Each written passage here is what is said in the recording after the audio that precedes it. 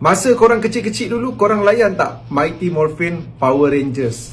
Sekarang ni dekat Netflix dah ada Mighty Morphin Power Rangers Once and Always punya movie yang dikeluarkan pada tahun ni. Movie barulah, mengisahkan tentang Billy yang tak sengaja terhidupkan semula. Rita dipalsa, lepas tu Rita cuba nak bunuh Billy, tapi Billy diselamatkan oleh Trini.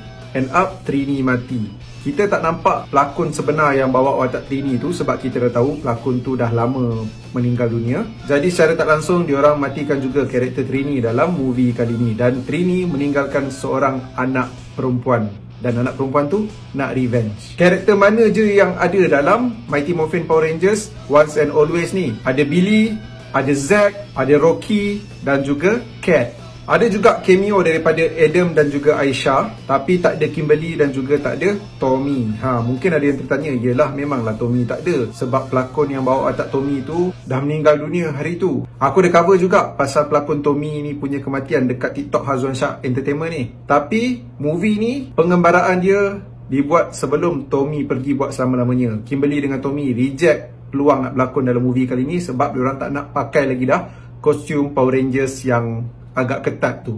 Pelakon yang lain semua memang nampak dah berumur dah dalam movie Power Rangers Once and Always ni, kecuali Zack. Zack masih lagi nampak muda. Kalau nak ikutkan, aku boleh je komen apa yang aku tak suka, apa yang aku rasa diorang patutnya buat, tapi aku nak letak tepi semua benda tu, sebab sepanjang 1 jam tengok movie ni, daripada mula sampai habis dipenuhkan dengan nostalgia aku sewaktu aku budak-budak. So aku rasa aku patut appreciate diorang nak buat movie ni, dan aku hanya berharap akan datang ada pula movie Power Rangers untuk Power Rangers yang lain lah. Tak kisahlah Zeo ke, Turbo ke, In Space ke, Lightspeed Rescue ke, Time Force ke, just make it happen. 4 bintang daripada 5 bintang.